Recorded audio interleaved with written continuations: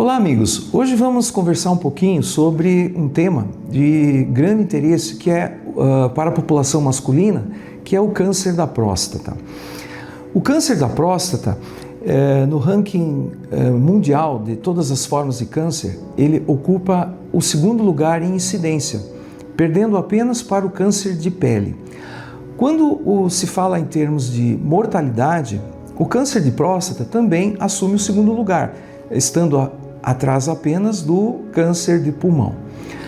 Apesar dessa estatística, dessa colocação e esse ranking, que de certa forma causa um pouco de medo na grande maioria dos homens, podemos dizer que nos dias atuais o câncer de próstata é uma das formas mais curáveis de câncer existentes na atualidade. A doença, geralmente, ela tende a se manifestar a partir dos 50 anos, atingindo assim um ápice, algo em torno de 60 a 70 anos de idade, né? E alguns fatores são muito importantes no seu aparecimento. O fator idade, como havíamos dito, né? E principalmente fatores genéticos, hereditários, ou seja, se você tem uma pessoa que tem um histórico familiar de câncer de próstata, o pai, o avô, um irmão mais velho, primos, parentes consanguíneos, a probabilidade de vir a desenvolver a doença em algum momento da vida, ela aumenta exponencialmente. Então, esse é um fator muito importante que a gente leva em consideração. Além disso, sabemos que indivíduos que são obesos, são portadores de obesidade mórbida e possuem o diabetes associado à obesidade, eles também têm um risco aumentado de desenvolver a doença. Na fase inicial, o câncer de próstata ele praticamente não dá sintoma algum, né? A doença ela surge como um pequeno nódulo dentro da próstata que vai gradativamente aumentando de tamanho até o momento em que esse nódulo pode ultrapassar os limites da próstata e começar a invadir estruturas vizinhas, quando então a doença se torna avançada, né? E na fase inicial, o problema é que o paciente, em geral, ele não tem sintoma nenhum, né? As primeiras manifestações clínicas do câncer de próstata só aparecem quando a doença já atingiu um estágio bastante avançado. Daí a importância de se fazer um exame periódico, preventivo, e é o que exatamente preconizam as diversas campanhas, como por exemplo a campanha do Novembro Azul, e todas as divulgações que são feitas na mídia em geral. Vamos falar um pouquinho sobre a próstata. A próstata é uma glândula do aparelho reprodutor masculino. A sua função é a produção de um líquido que é incorporado ao esperma no momento da atividade sexual, né? Então temos aqui a glândula prostática, que fica localizada logo abaixo da bexiga, Então e ela é atravessada aqui pelo canal da urina, a uretra, que depois sai pelo pênis, Então a próstata ela tem uma função especificamente sexual. E uma coisa importante aqui a salientar é que, apesar de serem duas doenças diferentes, e que acometem sexos diferentes, aqui eu estou falando no caso do câncer da próstata e do câncer de mama na mulher, há que se salientar que elas têm alguns aspectos que são muito parecidos, como por exemplo o ranking, a colocação, Então, assim como o câncer de próstata é o segundo colocado em frequência e mortalidade, da mesma forma o câncer de mama na mulher. São duas formas que têm correlações hormonais, o câncer de próstata com a testosterona e o câncer de mama na mulher com os hormônios femininos, os estrógenos. Eu havia dito antes que essa doença, apesar da sua incidência, e apenas um comentário, segundo estatísticas do INCA, existe uma previsão que até o final desse ano, de 2025, algo em torno de 71.500 novos casos venham a ser diagnosticados, o que é uma casuística bastante expressiva, E apesar de tudo isso, eu gostaria de enfatizar que realmente a doença ela é altamente curável. Por quê? Por vários motivos. Primeiro porque existem essas campanhas de prevenção e o que a gente tem visto é que os homens, de um modo geral, eles estão atentando para a questão do câncer de próstata, né? Muitos homens estão realmente antenados ao que é dito nos meios de comunicação, nas mídias sociais, as mídias tradicionais, né? E o que a gente tem observado é que realmente eles estão procurando um pouco mais os consultórios urológicos para fazer o exame preventivo, né? Então, como se não obstasse essa vinda espontânea, né? Existem aquelas situações onde o indivíduo só deseja fazer um check-up, não especificando exatamente se é da próstata, o que quer que seja, e muitas vezes ele procura um clínico geral, um cardiologista, né? E o clínico geral, ele tende a solicitar uma bateria de exames e ali na lista dos exames muitas vezes consta o exame de sangue do câncer de próstata, que é o exame do PSA, né? E aí quando esse exame vem alterado, automaticamente o clínico chega e diz: olha, o senhor precisa procurar um urologista. Então nós também muitas vezes atendemos aqui pacientes que vêm somente para mostrar um exame que está um pouco alterado, né? E a partir daí, então, iniciamos todo um processo investigativo, né, que culmina na consulta do paciente, na realização do exame do toque retal, que é um exame muito importante, né, para o diagnóstico da doença, apesar de toda a polêmica que a gente vê, né, as brincadeiras e comentários, mas ele na verdade é um exame inofensivo, né, um exame que dura o quê? 2 a 3 segundos e a finalidade desse exame é permitir a detecção de algum nódulo, algum caroço mais firme ali na próstata, né? Considerando-se que, do ponto de vista anatômico, a próstata ela fica muito vizinha aqui à porção final do intestino. Então, quando se faz o toque, você introduz o dedo, né? Você empurra um pouquinho para frente com o dedo dentro do intestino, você está, na verdade, palpando aqui boa parte da glândula prostática. E se o indivíduo aqui, né, se o indivíduo tiver esse pequeno nódulo, a gente sente no dedo, né? E realmente é um exame inofensivo, indolor, né? E a partir do resultado do exame de sangue, com o que a gente encontra no toque, isso vai deflagrar novos procedimentos diagnósticos, né? Então, a título de curiosidade, é importante salientar que, de praxe, o que nós fazemos? Geralmente pedimos um exame chamado ressonância magnética multiparamétrica, que é um exame muito parecido com o exame de tomografia, né? A diferença é que o paciente ele tem que ficar deitado dentro de um campo magnético, né? Que no caso seria aquele aparelho que tem um tubo grande, né? Ele fica durante algum tempo ali. Às vezes tem alguns pacientes que eventualmente não toleram muito aquele exame porque sofrem de claustrofobia, mas é importante salientar que é possível você fazer o exame com a participação de um anestesista, com sedação, o exame bem rápido, né? E a partir do resultado do exame da ressonância, nós identificamos eventuais lesões suspeitas, né? Lesões que poderão vir a nos fazer levantar uma forte suspeita da presença do câncer, o que nos faz então pular para a próxima etapa, a etapa seguinte, que é a realização da biópsia da próstata, né? A biópsia também feita ou por via transretal ou por via perineal, geralmente feita com sedação e anestesia. O termo biópsia significa coletar um fragmento de tecido de alguma parte do corpo. Aqui nesse caso, especificamente, se retiram alguns fragmentos da glândula prostática. Esses fragmentos são muito pequenos, né? São colhidos a partir de uma agulha.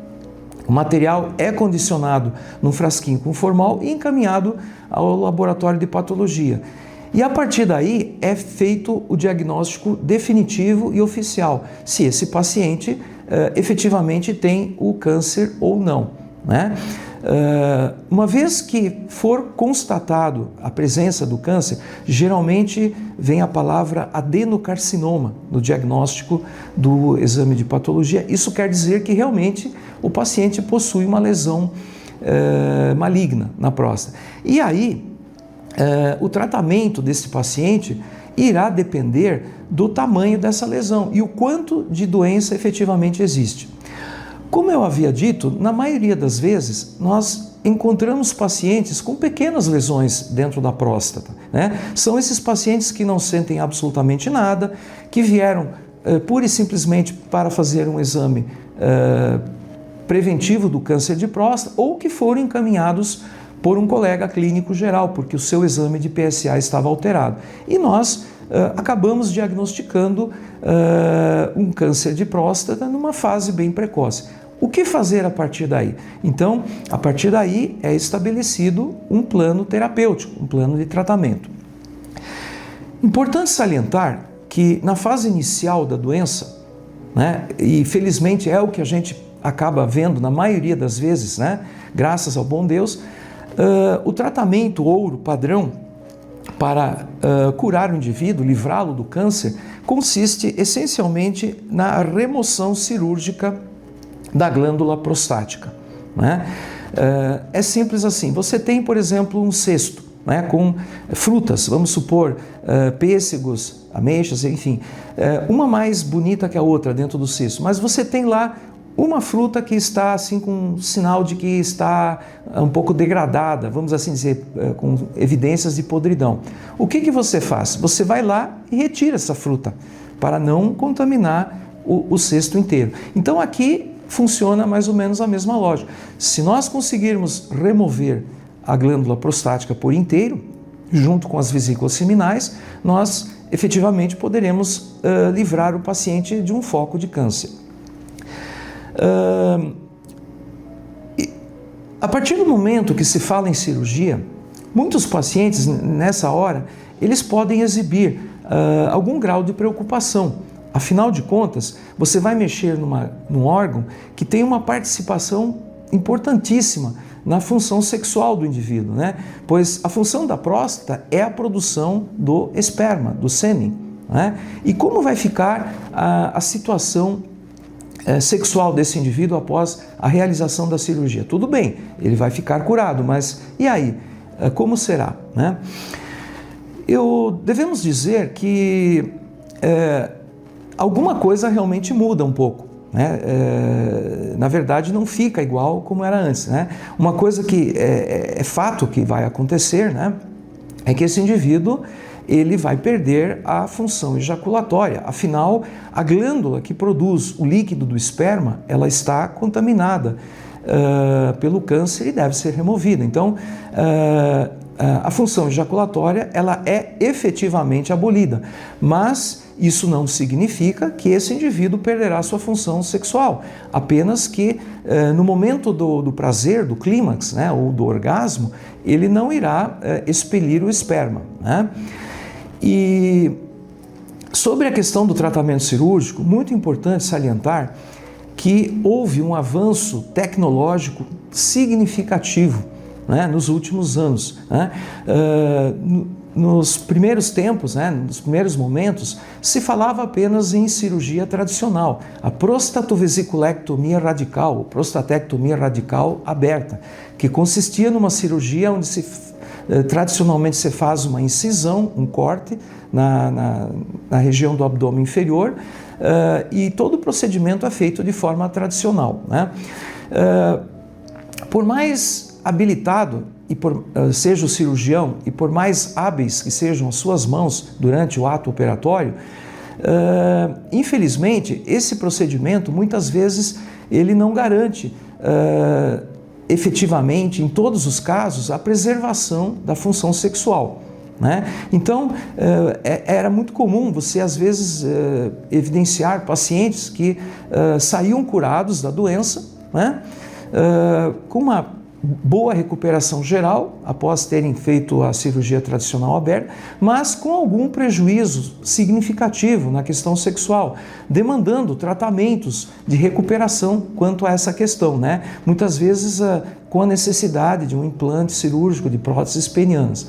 Ao longo dos anos, houve uma grande evolução. E hoje, o que temos à disposição para o tratamento do câncer de próstata localizado é uma técnica inovadora, que é a cirurgia robótica, né? Ou seja, a prostatectomia radical feita por técnica laparoscópica e robótica assistida. Fazendo uma rápida pincelada, a cirurgia robótica, ela basicamente consiste na utilização de uma plataforma robótica. Para o amigo imaginar como isso é feito, imagine, por exemplo, uma fábrica de automóvel, né, de automóveis, onde ele tem ali, numa linha de produção, braços robóticos que fazem todo o serviço de encaixe, parafusamento, corte, enfim, e tudo isso controlado, né, remotamente.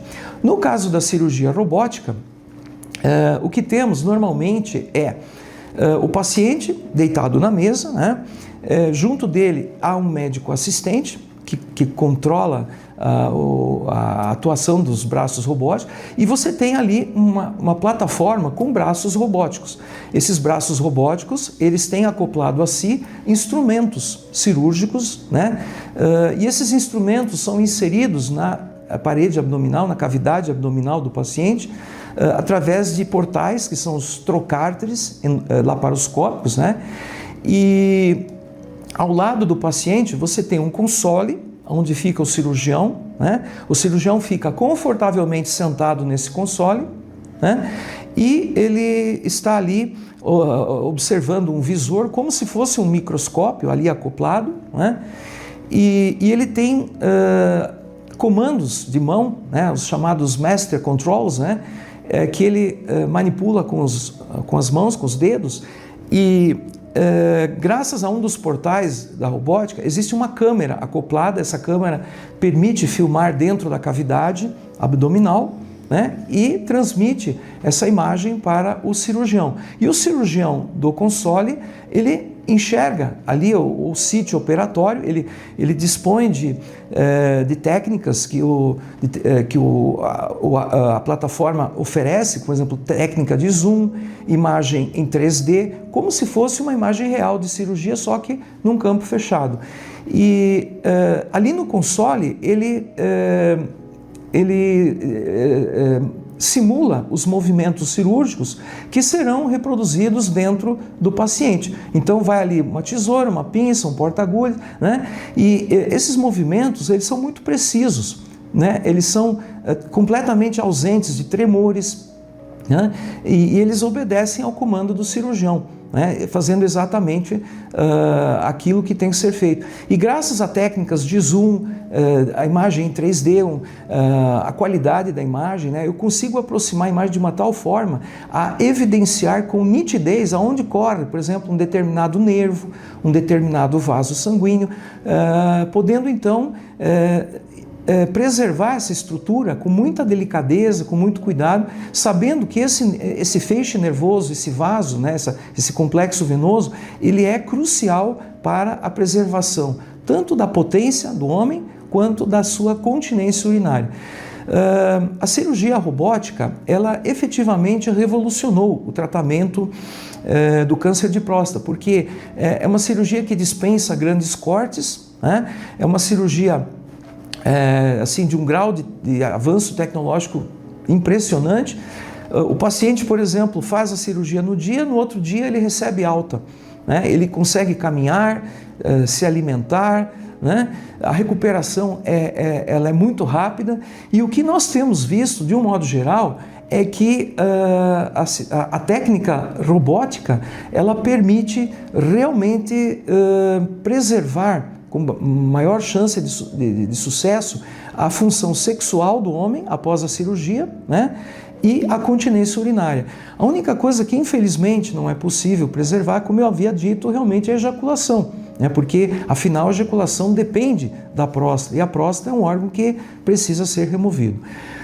Nos próximos vídeos, conversaremos um pouquinho mais sobre a cirurgia robótica e poderemos eventualmente esclarecer algumas dúvidas que os nossos amigos possam nos levantar, né, nos apresentar. Estaremos aqui à disposição para maiores esclarecimentos. Deixo aqui o meu cordial abraço a todos vocês.